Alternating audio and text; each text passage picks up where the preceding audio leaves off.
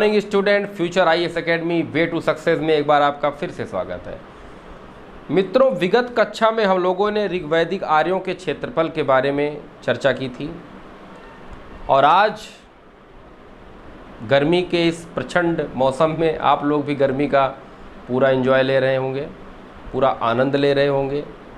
और गर्मी किस किस को बहुत ज़्यादा लग रही है, कौन कौन व्यक्ति गर्मी से परेशान है, मुझे व्हाट्सएप पे बताएगा। और किसकी गर्मी की वजह से पढ़ाई नहीं हो पा रही है वो भी मुझे व्हाट्सएप पे आप लोग बताएं। मैं जानूं तो गर्मी का स्तर भारत में कितना बढ़ गया है, हमारे तरफ कितना बढ़ गया है। तो मित्रों, बीच बीच में पढ़ाई के साथ साथ आप लोग थोड़ा सा एंजॉय भी किया कीजिए। पढ़ाई को एक बोझ ना बनाते हुए कि पढ़ाई एक बोझ है, मुझे पढ़ना है, आज मुझे पढ़ना ही पड़ेगा, ऐसा नहीं है। पढ़ाई को एक रुचि के साथ आप पढ़ें। और पढ़ाई के साथ साथ किसी एक बच्चे ने मुझे कमेंट किया था कि खेल खेल में अगर हम पढ़ें तो ज़्यादा अच्छे से पढ़ाई हो सकती है। अगर वो मेरी वीडियो देख रहा है या देख रही है तो समझ गया होगा या समझ गई होगी मैं किसके बारे में बात कर रहा हूँ। तो मित्रों, पढ़ाई एक खेल है और यदि हम खेल के साथ साथ पढ़ाई को लेके चलें तो बहुत आगे बढ़ सकते हैं, इसमें कोई डाउट नहीं है। मित्रों, आर्यों के क्षेत्रफल के बारे में हम लोगों ने कल डिस्कस कर लिया था। आज हम लोग एक कहानी के माध्यम से उत्तर वैदिक आर्यों के क्षेत्र की बात करेंगे। कल हमने आर्यों के बारे में बात की थी। आर्यों के बाद जो आए, आर्यों के समाप्ति के बाद जो उत्तर वैदिक काल आता है, उनके क्षेत्रफल के बारे में आज हम लोग बात करते हैं। तो आइए चलते हैं, पता करते हैं कि उत्तर वैदिक आर्यों का क्षेत्र कहाँ से कहाँ तक था। उत्तर वैदिक आर्यों के भौगोलिक क्षेत्र की जानकारी, बहुत बढ़िया महत्वपूर्ण प्रश्न है, आप लोग नोट कर लीजिएगा। उत्तर वैदिक आर्यों के भौगोलिक क्षेत्रफल की जानकारी हमें शतपथ ब्राह्मण में मिलती है। ये क्वेश्चन बहुत बार पूछा गया है। इसमें एक कथा का उल्लेख मिलता है मित्रों। उस कथा के अनुसार एक ऋषि थे, उनका नाम था विदेह माधव। उन ऋषि ने, जो सरस्वती नदी के किनारे निवास करते थे, उन्होंने वैश्वानर नामक अग्नि को, वैश्वानर नामक एक बहुत भयानक प्रचंड अग्नि थी, उसको अपने मुख में धारण कर लिया था और मुख के अंदर रख लिया था। क्यों? क्योंकि वो वैश्वानर अग्नि ने जंगलों को जला दिया था और जिससे पशु पक्षी पीड़ित हो रहे थे। तो ऋषि ने देखा कि अग्नि बहुत ज़्यादा लोगों को परेशान कर रही है और बहुत महान ऋषि थे, बहुत प्रतापी ऋषि थे। तो उन्होंने क्या किया कि उस अग्नि को अपने मुख में धारण कर लिया। और धारण करने के बाद एक समय बाद वो ये भूल गए और उनका मुंह खुल गया। क्या बोल के मुंह खुला? घृत शब्द उन्होंने मुंह से निकाला, घृत। और घृत बोलते ही जैसे उनका मुंह खुला वैसे ही वो वैश्वानर अग्नि उनके मुंह से बाहर आ गई। और बाहर आने के बाद सब कुछ जलाते हुए पूरब दिशा की ओर बढ़ने लगी। अब विदेह माधव और उनके शिष्य गौतम उस अग्नि का पीछा करते करते, विदेह माधव और उनके शिष्य गौतम पूर्व के रास्ते होते हुए बढ़ते चले गए और वो वैश्वानर अग्नि सभी नदियों को जलाते हुए आगे बढ़ गई। तो मित्रों, वैश्वानर अग्नि को जब मुंह में उन्होंने धारण कर लिया और घृत बोला, उन्होंने एक समय बोला घृत, घृत माने घी होता है शायद मेरे हिसाब से। तो उनके मुंह से वैश्वानर अग्नि बाहर आ गई और पूरब की तरफ बढ़ गई और सब कुछ जलाते हुए आगे की तरफ बढ़ने लगी। तो उसका पीछा किया विदेह माधव जी ने और उनके शिष्य गौतम जी ने। तो यह जो है सभी नदियों के पानी को जलाते हुए पूरब की तरफ बढ़ती गई। और वर्तमान में एक नदी है गंडक नदी, जो बिहार की है।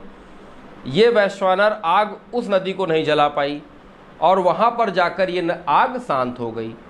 तो आर्यों की, जहाँ पर ये बिहार पे गंडक नदी जो है, ये आर्यों की पूर्वी सीमा मान ली गई। यही जो आखिरी, जहाँ पे सदा नीरा, जो लास्ट में मैंने बोला सदा नीरा, वर्तमान में उसका नाम गंडक है, उसका पहले नाम था सदा नीरा। तो वो वैश्वानर अग्नि उसको नहीं जला पाई। और यही तक विदेह माधव कौन थे? एक आर्य थे। अब वो सरस्वती नदी से उन्होंने पीछा किया वैश्वानर अग्नि का और कहाँ तक पहुँच गए? बिहार के गंडक नदी तक। बिहार की गंडक नदी को वो वैश्वानर अग्नि जला नहीं पाई। तो ऐसा माना जाता है कि उत्तर वैदिक आर्यों का जो क्षेत्रफल था वो पूरब में बिहार तक था। शतपथ ब्राह्मण में रेवा या वर्तमान में उसका नाम है नर्मदा का उल्लेख नहीं है। ये क्वेश्चन पूछा गया है कि शतपथ ब्राह्मण में किस नदी का उल्लेख नहीं है, तो शतपथ ब्राह्मण में रेवा, जिसका वर्तमान में नाम है नर्मदा, का उल्लेख नहीं है। उत्तर वैदिक साहित्य में त्रिकबुद्ध, कौच मैनाक आदि पर्वतों का उल्लेख है जो पूर्वी हिमालय में पड़ते हैं। उत्तर वैदिक साहित्य में त्रिकबुद्ध, कौच मैनाक आदि पर्वतों का उल्लेख है जो पूर्वी हिमालय में पड़ते हैं, क्वेश्चन पूछा गया है। मित्रों, कौच मैनाक, त्रिकबुद्ध, ये जो प्राचीन नाम है पर्वतों का, ये हिमालय में स्थित पहाड़ियाँ हैं। इनका ज्ञान उत्तर वैदिक लोगों को था। मित्रों, शतपथ ब्राह्मण में विंध्याचल पर्वत का उल्लेख मिलता है। यह क्वेश्चन बहुत बार पूछा गया है कि विंध्याचल पर्वत का उल्लेख सबसे पहली बार कहाँ मिलता है, तो विंध्याचल पर्वत का उल्लेख हमें शतपथ ब्राह्मण में मिलता है।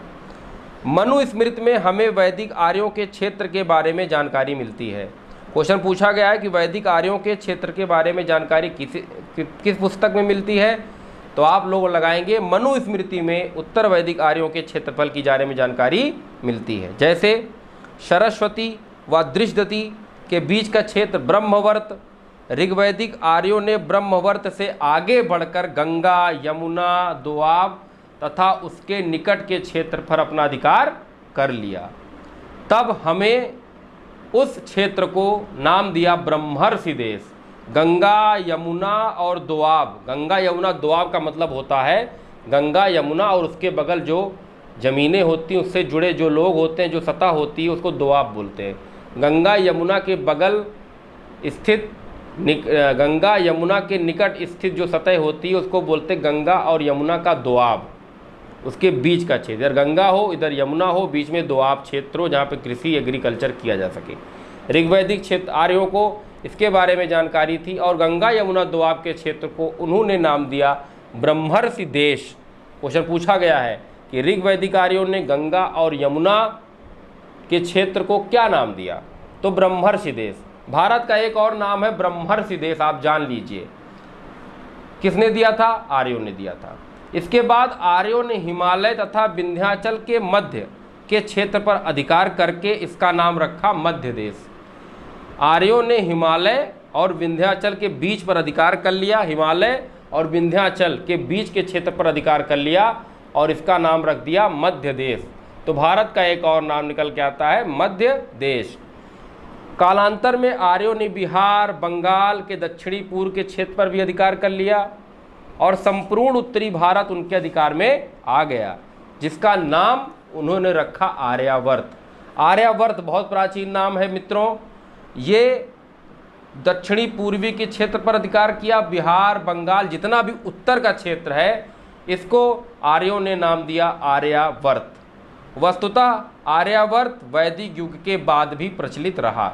ये आर्यावर्त जो था, ये वैदिक युग समाप्त हो जाएगा, उसके बाद भी प्रचलन में रहा है।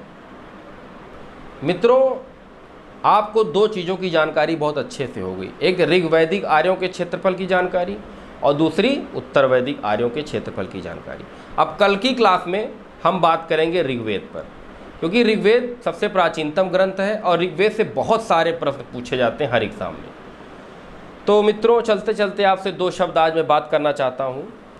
मित्रों, कल मैंने एनालिसिस किया और बहुत एनालिसिस करने के बाद मैंने ये पाया कि मैं जो पढ़ा रहा हूँ और जो आप लोग पढ़ रहे हैं, मैं ये भी मानता हूँ कि बहुत सारे विद्यार्थी, बहुत सारे स्टूडेंट बहुत सारी कोचिंगों में पढ़ भी चुके होंगे। मेरे पास पर्सनल बहुत सारे विद्यार्थियों का कमेंट आया कि सर इस तरह चीज़ें याद हो जा रही हैं, मुझे ये हो जा रही है। मित्रों, मुझे बड़ाई की ज़रूरत नहीं है, मुझे बहुत ज़्यादा बड़ाई की ज़रूरत मुझे अपनी नहीं है।